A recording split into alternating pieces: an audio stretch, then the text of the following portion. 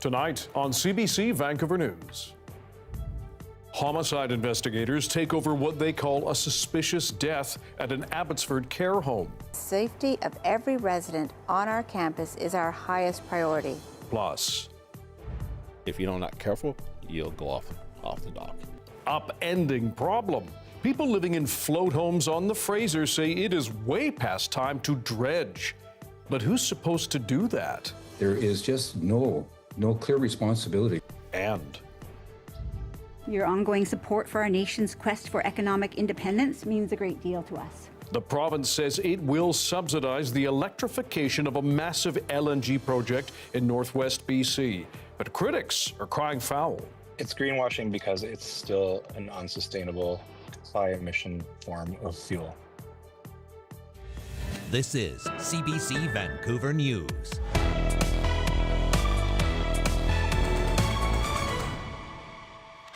Hello, I'm Dan Burritt. Thanks for joining us. We start with a developing situation. A massive earthquake in the far east Pacific Ocean has prompted a tsunami watch for parts of BC. It happened near the peninsula of Kamchatka in Russia in the Far East. It has prompted warnings and advisories for Japan as well as for parts of Russia and other countries and islands in the Pacific. Darius Madavi joins us now with more. Darius, again, where did this happen? How powerful is this earthquake? That's right. So we got to zoom out. Like you mentioned, Dan, if you're looking at a map, this is in the far eastern part of the map, but it is in the far western portion of the Pacific. We're moving away from BC over here.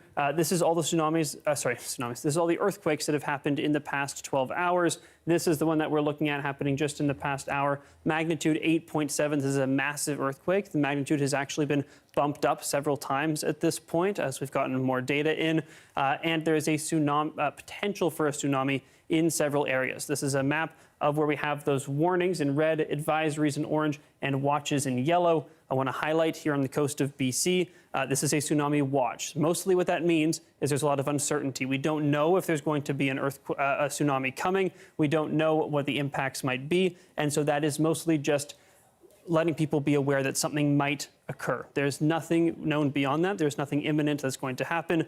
If we get upgraded to an advisory or a warning, then there's a little bit more cause for concern. But for now, the advice from the government is leave the water, don't go in the ocean, and follow any official instructions that do come down in the next few hours. Okay, Darius, thanks very much, and we'll continue to follow this story. Thank you. Homicide investigators have now taken over what they call a suspicious death at a care home in Abbotsford. The CBC's Amelia John has more from police and the facility. The Abbotsford Police Department's major crime unit had been looking into circumstances around two people from Meadow Home, but the integrated homicide investigation team has now taken over the case. Investigators say Abbotsford Regional Hospital alerted police on July 6th after two people from Meadow were transferred to the hospital. Their medical conditions were reportedly suspicious in nature, and one of the patients died on July 10th. It's not yet clear what happened to the two. IHID says it has more work to do, gathering evidence, reviewing video footage, conducting interviews, and speaking with medical professionals. In a statement issued last week, Menno Place said both patients were experiencing medical emergencies that raised concerns for medical staff. Now, Menno CEO Sujata Connors says they have put in additional safety measures. We continue to fully support the police investigation and will continue to do so as this evolves.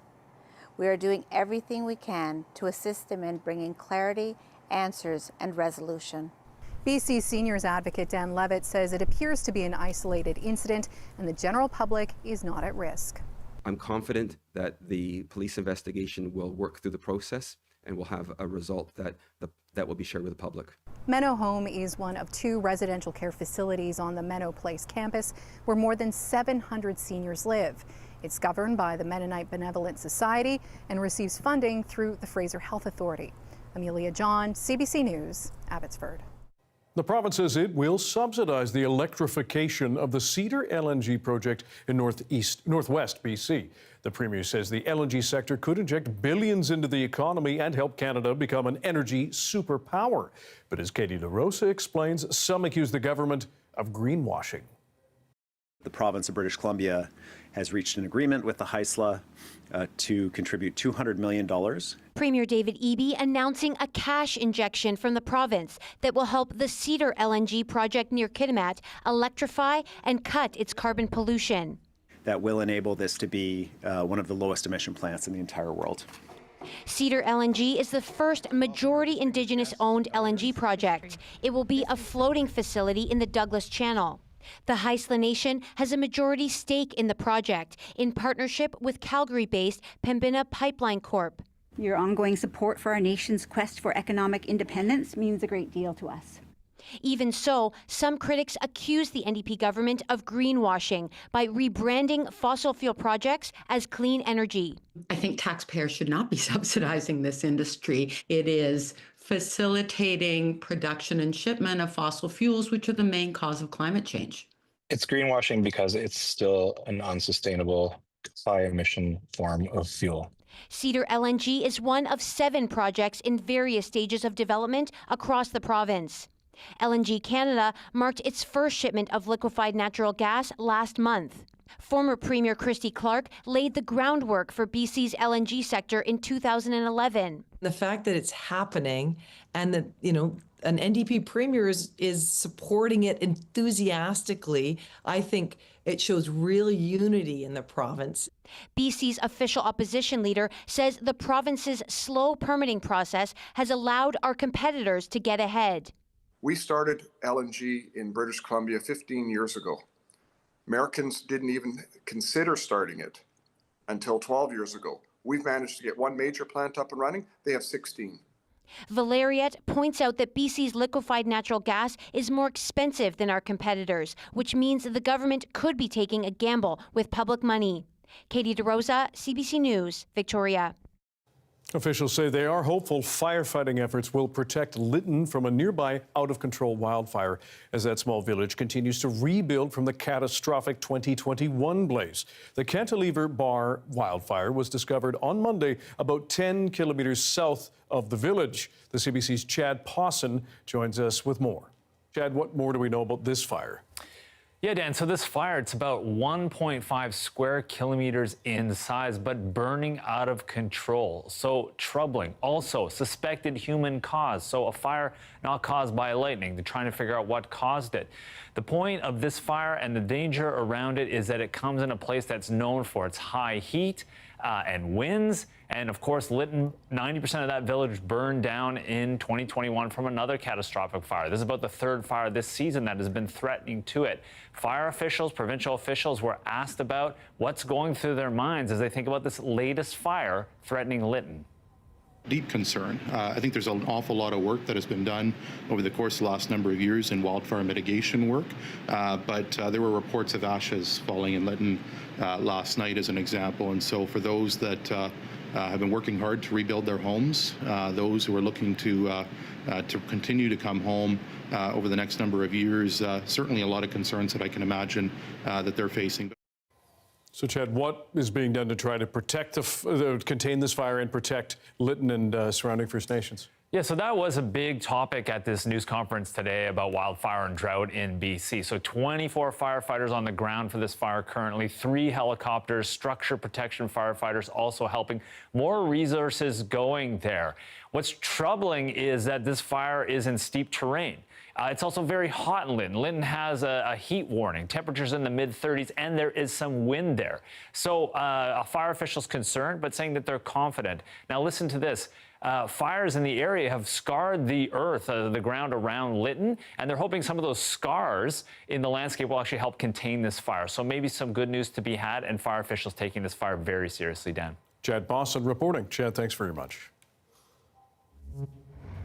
Meanwhile, the cooler, wetter than normal summer we've been having has kept the situation less urgent in the province so far. The Wildfire Service says about 60 blazes are burning across BC right now. But with those heat warnings coming across many parts of the interior, officials say that situation could get worse in the coming days. Warming summer temperatures and ongoing drought means that much of BC is at heightened risk for wildfires. Now is the time to take action and put a plan in place before there is an emergency. A popular local beach has once again been closed because of what the district calls a nuisance bear. As Pinky Wong explains, WildSafe BC says reports of human-wildlife conflicts are up. Metro Vancouver has closed the popular White Pine Beach after a nuisance bear had been spotted nearby. It says the bear repeatedly approached people for food, and several bears in the area have become food conditioned and attracted to not only the beach but also the picnic area. It says when bears become food conditioned, they can lose their fear of people, and the beach closure is meant to break the cycle of bears going to the area to look for food. People visiting other areas of the park were not too worried about bear sighting, but they want the beach to reopen. We're not too worried about the bear alerts. We definitely keep in mind of them, but generally we just let them do their own thing and keep to a good distance. But yeah, for the most part, they're pretty relaxed. Yeah, especially with our kids, right? So we don't want to go on the Saturdays and during holidays, so it's better for us 2 weekdays, but apparently it's closed, so we can't enjoy that much this year. It's disappointing, but I mean, the bears were here first, so now that we know that it's closed, there's no cooking, so I'm sure the smell is a big issue. People leaving garbage is a big issue. Metro Vancouver staff are working with conservation officers to determine the next steps. WildSafe BC says they've noticed more reports of wildlife sighting and sometimes conflicts because more people are living, working, or visiting around wildlife habitat. We're seeing more people, choosing to, to camp, to hike, and to mountain bike. Wildlife-like people will choose the path of least resistance. So they will use, the trails. She's also reminding people to keep an eye on their pets when being out and about. Just remembering to keep your pets under control because, dogs chasing wildlife will almost always result in conflict. She said people can also avoid visiting parks at dusk and dawn when wildlife are most active.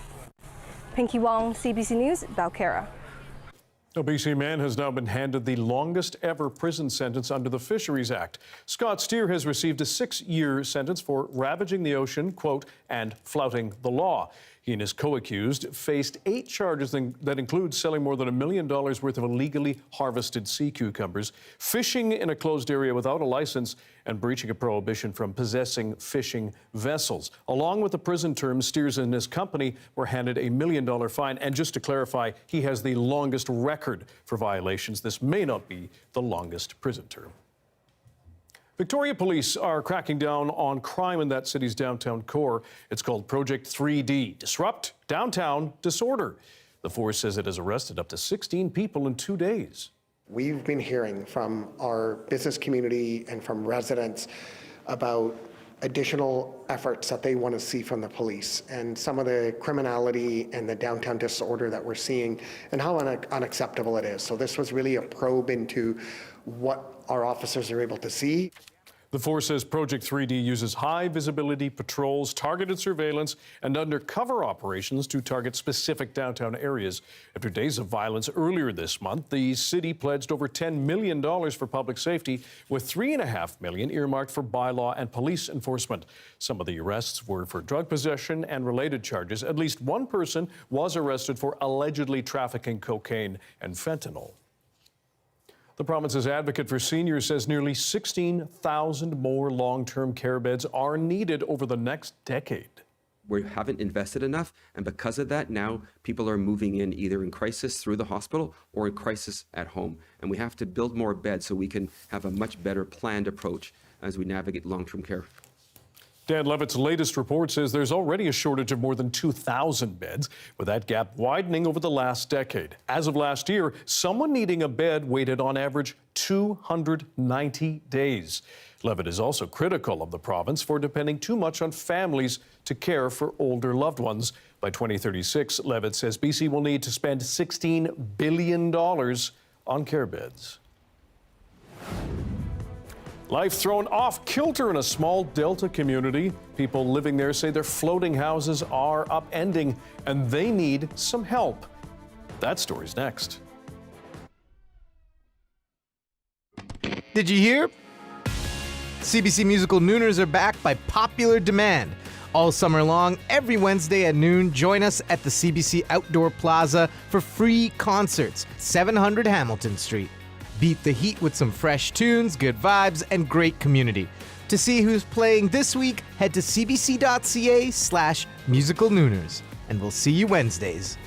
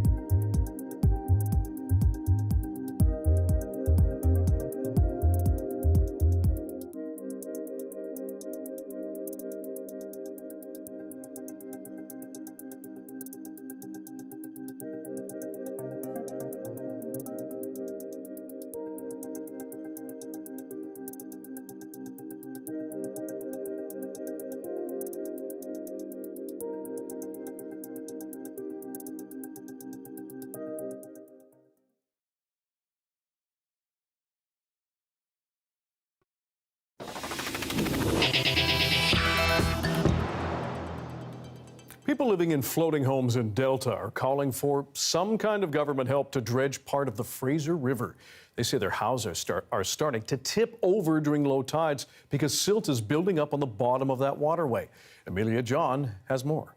Canoe Pass Village sits along a secondary channel at the foot of the Fraser River in Delta. Residents say it's a near perfect place to live, except for one thing. Like, it's just a bigger deal now. From when I came, you could walk along the foreshore here and you weren't tilting, feeling like you're going to fall over.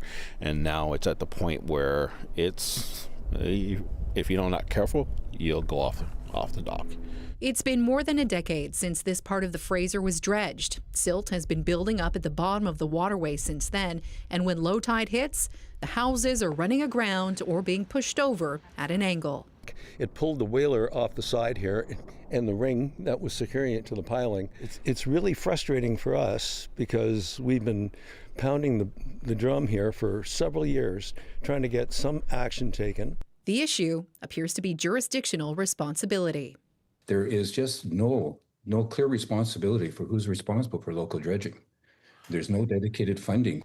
The Vancouver Fraser Port Authority dredges the deep sea channel on the Fraser used by ships for international trade, but not the secondary channels. We contacted Transport Canada about residents' concerns, but didn't receive a response by deadline. The Provincial Ministry of Water, Land and Resource Stewardship says in a statement, it continues to engage with local and federal partners about long-term solutions and remains committed to working with proponents. In terms of the funding for the dredging of the channels, it's going to have to be a collaboration, because all we hear is that one won't work without support from the other. Residents say they're worried someone is going to get hurt and are calling for an ongoing dredging program. In the meantime, they've put together more than $80,000 for a permit to do the dredging work themselves. Amelia John, CBC News, Delta. A new study has found significantly more women have opted for the most effective form of birth control after BC made prescription contraception free. As Jonna Bailon explains, researchers found a nearly 50% rise in prescriptions for IUDs since 2023. It's a tiny contraption and one of the most effective for birth control, UBC researchers say. Intrauterine devices, or IUDs, are considered to be 10 times more effective than condoms or the pill. And recently, more people in BC appear to be using it, according to a new study. What we found was within 15 months after the policy change, there was a very sizable increase in the use of these long-acting reversible contraceptives. That policy change was made in April 2023, when the BC government introduced its free prescription contraception program. Now, a study out of UBC has found that since then, the number of prescriptions for long-acting reversible contraceptives, or LARCs, has jumped by 49% per month. Those include IUDs, which are placed directly in the uterus and can last for up to 12 years. But their cost can be a barrier for some, at $350 to $450 in Canada. This tells us that individuals in our population across age groups and demographic groups will preferentially select more effective methods when costs are removed. One Vancouver doctor says the interest has prompted her clinic to create a new phone line for patients wanting long-acting contraceptives, including IUDs. What we've found for patients is the universal contraception program has given people an opportunity to find the best contraceptive for them. So if the IUD didn't work out, or the particular type of IUD we chose, they could easily switch to another until they found the one that could work for the next 20, 30 years. BC's free contraception program runs for 3 years and covers only prescription contraception. Jonna Bailon, CBC News, Vancouver. A look at the day that was in White Rock, where the sun has been shining on Yield Pier and aforementioned rock. Parts of BC are really starting to warm up again. Darius has your BC-wide weather forecast coming up next.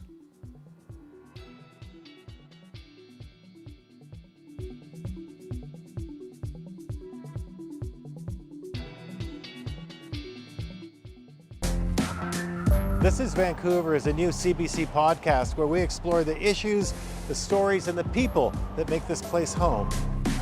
Listen to This is Vancouver wherever you get your podcasts.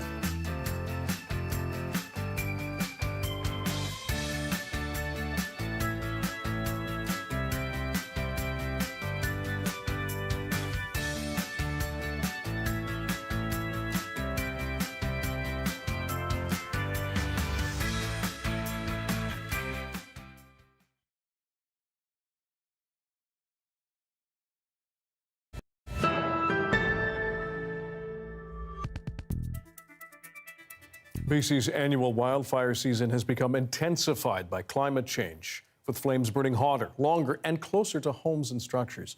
In this new reality, how can communities adapt and protect themselves? Radio-Canada's Camille Vernet went searching for answers in Logan Lake, a community that made some major changes before flames moved in. 2021, the Tremont Creek fire is threatening many homes, and in its path, the town of Logan Lake. It had struck approximately 30 days earlier. Then it took a big push in the wind overnight. That's when we realized it was no longer if we were going to get hit, it's just when. For veteran firefighter Doug Wilson, this time was more personal. He was fighting to save his own community.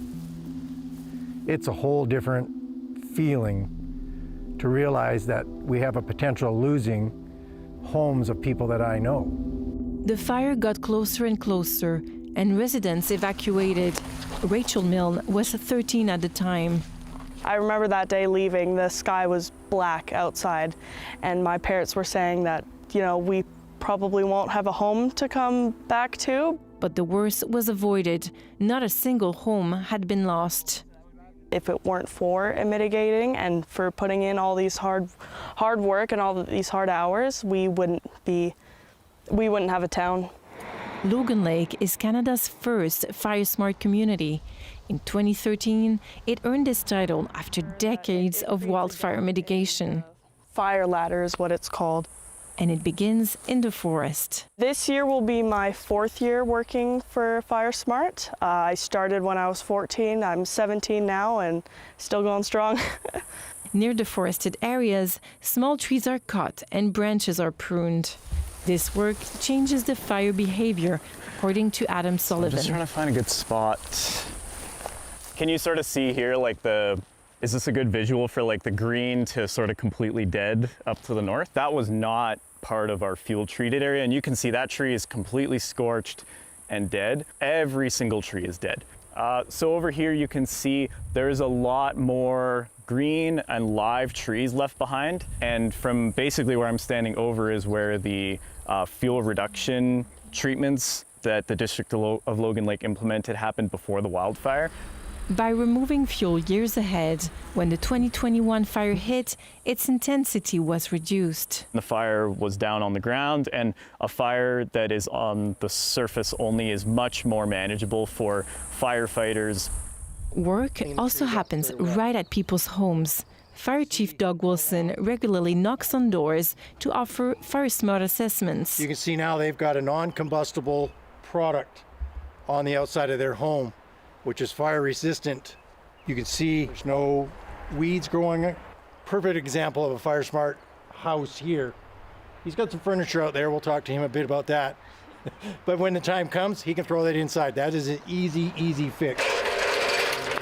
The fire department has installed sprinklers in more than half of the homes and other buildings. This is going to create a misty dome over your home, letting the embers cast that come in bounce off of it and die out.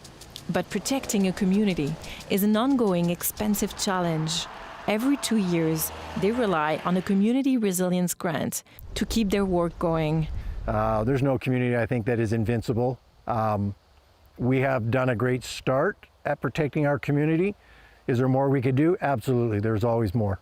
It just comes down to dollars and cents. He hopes Logan Lake can be a model for other communities so they can better protect themselves from wildfire. Camille Vernet, Radio-Canada, Logan Lake.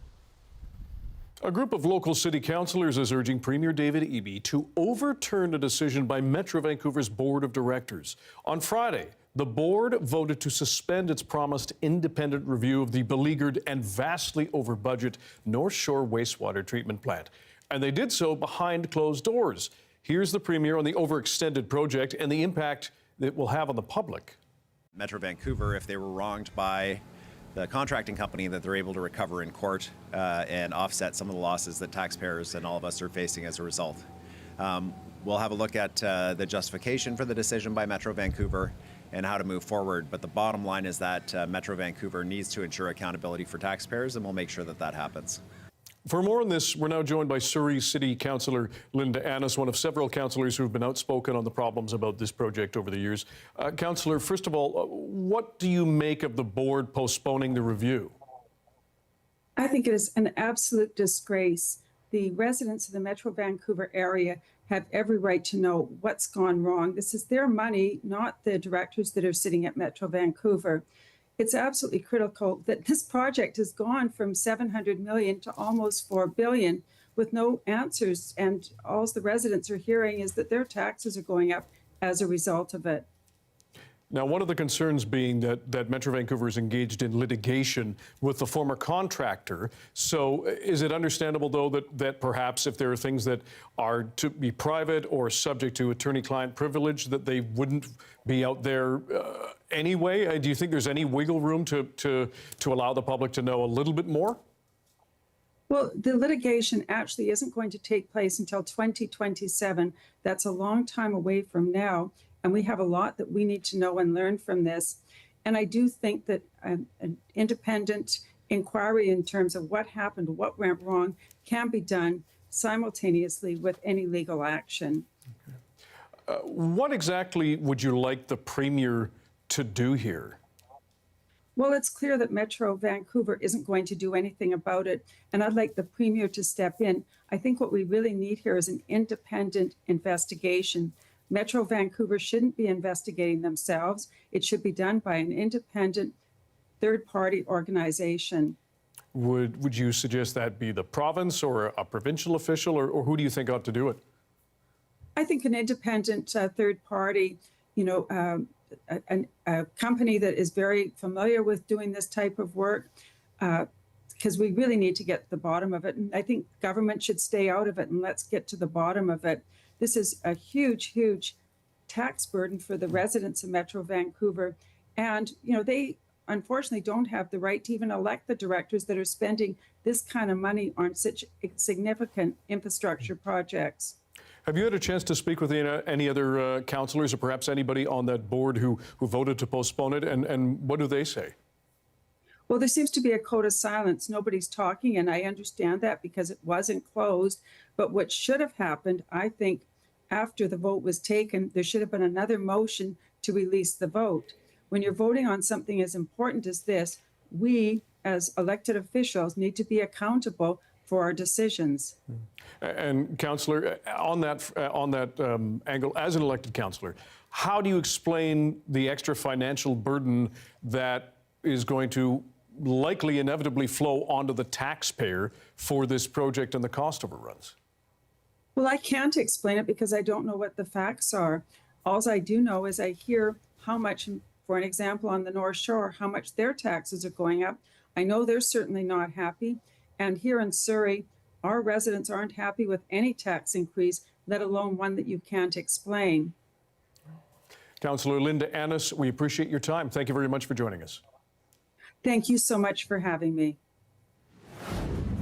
It could be a troubling sign of what's to come. Environment Canada has now issued almost 100 heat warnings. What you can expect in the months ahead after this.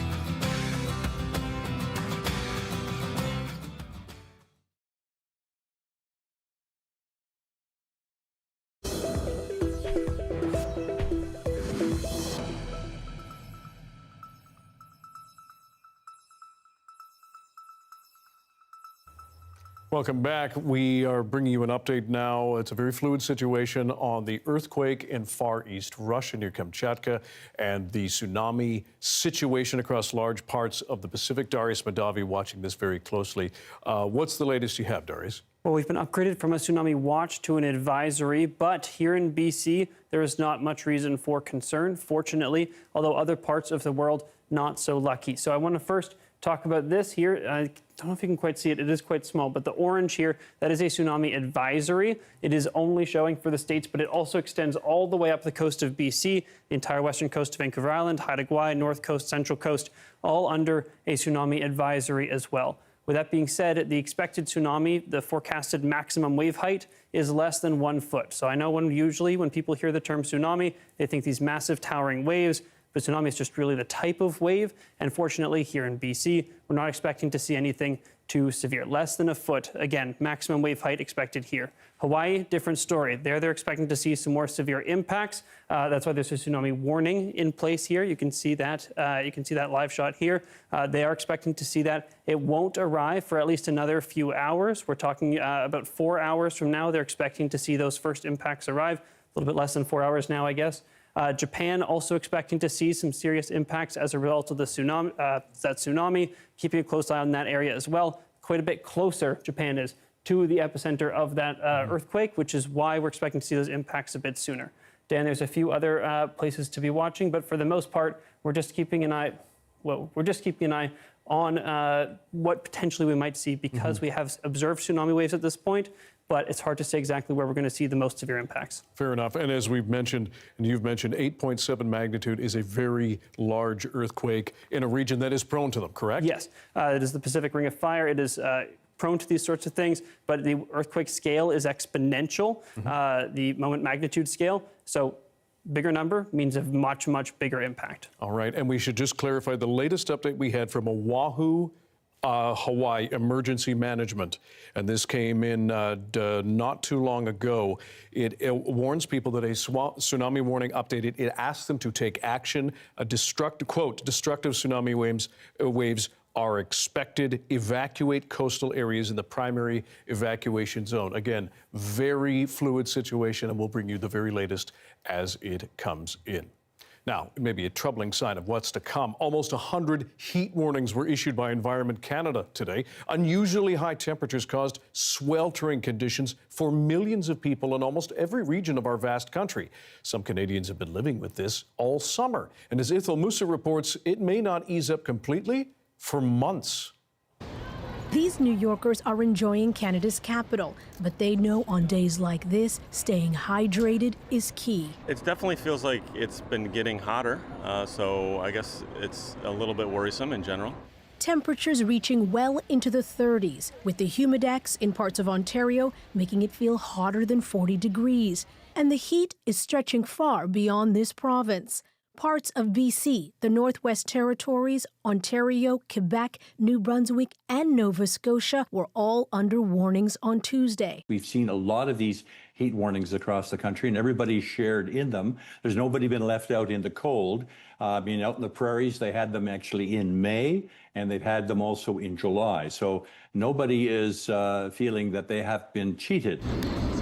Toronto is under its 5th heat warning this year, surpassing last year's total of 4 all summer. We've just a little bit beyond the halfway point of summer. We still have a lot of summer to go. He says the poor air quality from one of Canada's worst wildfire seasons only makes it harder to bear. These volleyball coaches have a plan for keeping their players safe. We have kids that range from ages like 5 to 15, and so the young kids, we make sure they have a lot of shade breaks. And we have 6 coolers behind us right here, and they're done by 12 o'clock, so we have to fill them up again in the afternoons. Parts of southern Europe are also sweltering under extreme heat, with wildfires burning in Greece and Turkey. And in the U.S., more than 150 million people are under heat alerts, mostly in the eastern half of the country. Extreme heat can cause pre-existing health conditions to get worse, and these 30-plus degree days could last well into the fall. Ithel Musa, CBC News, Toronto. One of the world's largest car makers is sounding the alarm over U.S. tariffs. Stellantis says Donald Trump's global trade war is expected to cost that company about $1.7 billion U.S. this year. The parent company of Chrysler, Fiat, Jeep, and Peugeot announced the hit to its projected earnings today as Trump's deadline for a trade deal with Canada is just 3 days away. Stellantis says it could be forced to make some tough decisions to improve profitability. It has 3 operating plants in this country, employing almost 9,000 people. The humanitarian aid crisis has worsened in Gaza, and that has led an international authority on food crises to say immediate action is needed to avoid widespread death. Global leaders are taking steps intended to help improve that situation. Chris Reyes has more from London.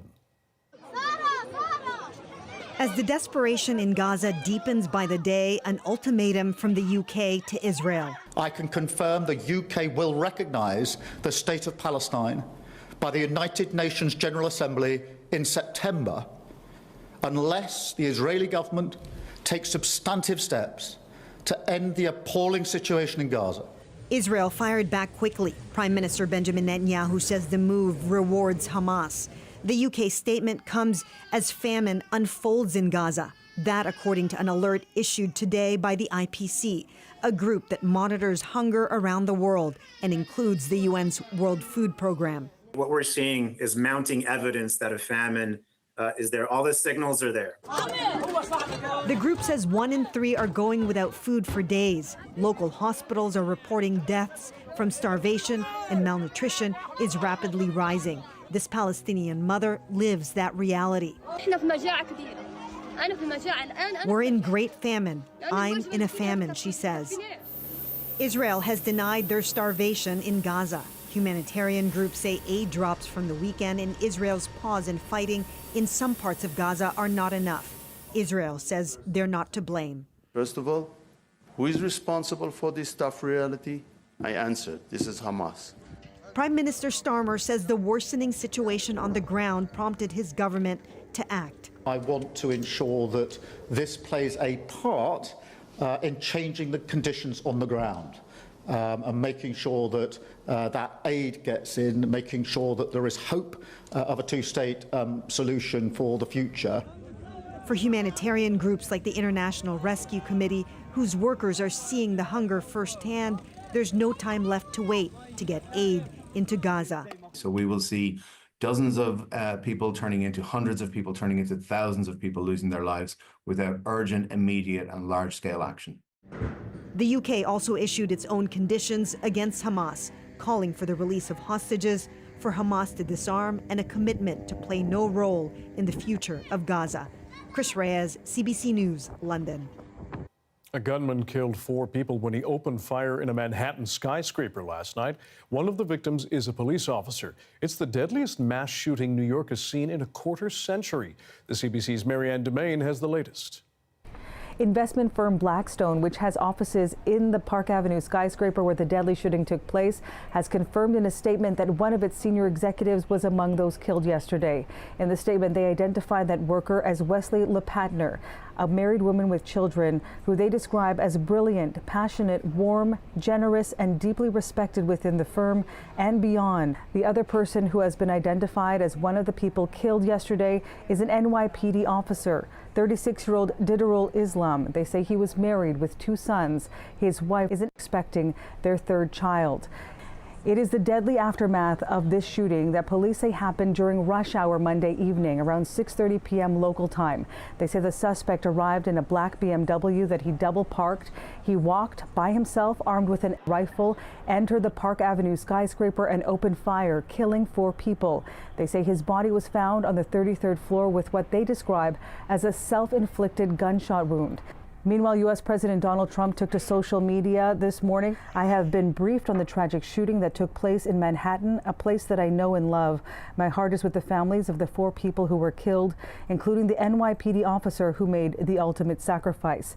The names of the other 2 people killed yesterday have not yet been released, but we do know the name of the suspect. Police say it is 27-year-old Shane Tamura from Las Vegas. He was also a high school football player. That is an important detail because the mayor of New York says that the suspect was found with a note in which he says He claims to have CTE. That is a disease linked to trauma of the head, also associated with athletes like football players. Eric Adams also says that in that note, he had grievances against the NFL, which has its headquarters in that very skyscraper where that shooting took place yesterday. Mayor Eric Adams saying that the NFL offices were the target of the shooter. That is the belief, according to investigators as well. But he took the wrong elevator, and that's why he ended up on the 33rd floor. Investigators, meanwhile, are also looking into his history and his health. In a memo to employees, the NFL commissioner told those who work in that office that one person from that office was injured in the shooting and is now in stable condition. The NFL Players Association has sent their condolences to those who were killed. Marianne Demain, CBC News, Toronto.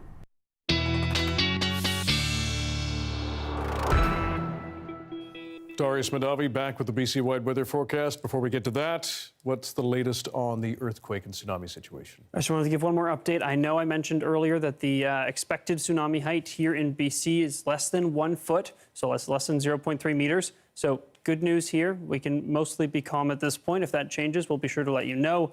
In the meantime, I want to talk about other places where it is expected to be a bit more severe. Parts of the coast of Russia and potentially Alaska could be seeing tsunami heights over 3 meters, 10 feet. And for places like Japan and some of the Pacific Islands, closer to between 1 and 3 meters. So a few places that are definitely looking at the potential for stronger impacts than we're going to feel here in BC. And again, we'll keep you posted on any updates. Now, let's turn to our weather here in BC, where the weather picture still looking like, not exactly what we'd want to see. Not enough precipitation in many parts of the province. Fire danger is climbing throughout much of BC. We're going to see that continue through at least the end of this week as well, before we potentially see some more precipitation at the end of this week, although some thunderstorm possibility there too. If we take a look at our highs over the next few days, you can see, look at that, easily up into the high 30s in parts of the southern interior tomorrow, sticking with those temperatures into Thursday, even as the coast does start to moderate a little bit into Friday. Parts of the southern interior not coming down as much, still above seasonal in many places, although as we get into the weekend, we may see those temperatures moderate a little bit more as well. In terms of smoke coverage, we're mostly looking at little pockets of bad smoke, bad air quality across parts of Canada. Again, this is the PM 2.5, so that particulate matter that's particularly bad for human health at surface level. So keeping an eye on that. A few places where we have the potential for thunderstorms, mostly in the central interior, as well as down along the BC-Alberta border, down along the BC-US border, and in parts of the southeast. In Metro Vancouver, another sunny day tomorrow, some more high cloud maybe starting to build in on Thursday, slight chance of a shower on Friday, and then a bit of a cooler, but still sunny weekend. Okay, Darius, thanks very much. Thank you. Gold nugget or dogwood flower, both iconic symbols of BC. We're going to hit the streets to find out which strikes it rich for you in our BC Best Symbol Bracket. Stay with us.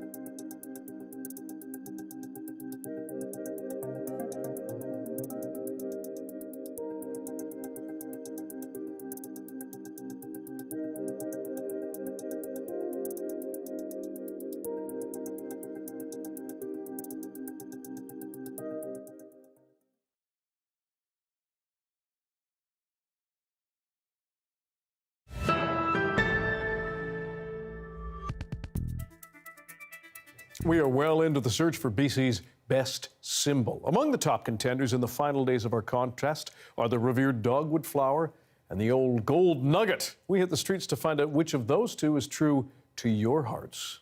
So you are choosing between the gold nugget and the dogwood flower / tree. Which one is your choice to represent BC? Dogwood. I think it's the flower of BC, the tree, right? Yeah. And it's my dad's favorite tree, so. The dogwood. Okay. And then why did you choose the dogwood? We were just hiking and we saw a lot of white flowers, so maybe they were dogwood. To go for dogwood because although the gold mineral is part of our, a part of our history and important to our economy, the dogwood is beautiful and everybody can relate to it because we have dogwood trees that are lining streets in Vancouver and Victoria and other places in British Columbia. We have dogwood bushes. On my street I've got some beautiful, my neighbors have a pink dogwood tree. It's beautiful and we all look forward to it blooming. I think I choose the gold nugget. Okay. Now why did you choose the gold nugget? I was in Barkerville and yeah, that's gold rush and yeah. Okay. I don't know. Yeah. It was interesting. Tell us what was interesting about Barkerville for you. How it was built and burned, and yeah, It was interesting. I'm gonna go with the dogwood because this is beautiful now. This either was beautiful or will be when you shape it. But this is like immediate, and since I'm only going to be here for another day, I need something immediate. So I'm going to pick the dogwood just because it's beautiful. Thank you so much. That's wonderful. Well, better up. The Canadian Little League Championships are now underway in Saanich. Hey, we're High Park. Hey. We're from Toronto. Yeah, Toronto. You're the Toronto kids. Welcome to BC. Thanks so much. Thank you. It's great to be here. The tournament lasts 10 days with 3 games a day to entertain the fans. Teams represent all regions of the country. In addition to the host Leyritz Little League, BC champions Little Mountain are playing for the pennant. The prize is a big one, a trip to the Little League World Series in August, where the winner will represent Canada. Artificial intelligence has been described as a modern-day snake oil, but Danish scientists are using it in a bold new way to develop anti-venom. 5 million people are bitten by snakes around the world every year. Often, the snakebite victims are either current or future breadwinners of their family. So people living in snake-infested areas are often dependent on manual labor. So if they lose an arm, they may lose their chance to provide for their family or their future family. The proteins target so-called 3-finger toxins found in cobra venom. These toxins disrupt nerve signals, causing paralysis or death if not treated. Scientists believe the AI-designed antivenoms will be cheaper and easier to produce than traditional antivenoms, and they may work faster. The initial clinical trials are expected to be completed within 5 years. Thank you for being with us tonight on CBC Vancouver News at 6. You can watch this newscast on CBC Gem, our free app, as well as on YouTube, and, of course, our website, cbc.ca/BC. We'll have your next local news at 11 o'clock, right after the National. Good night.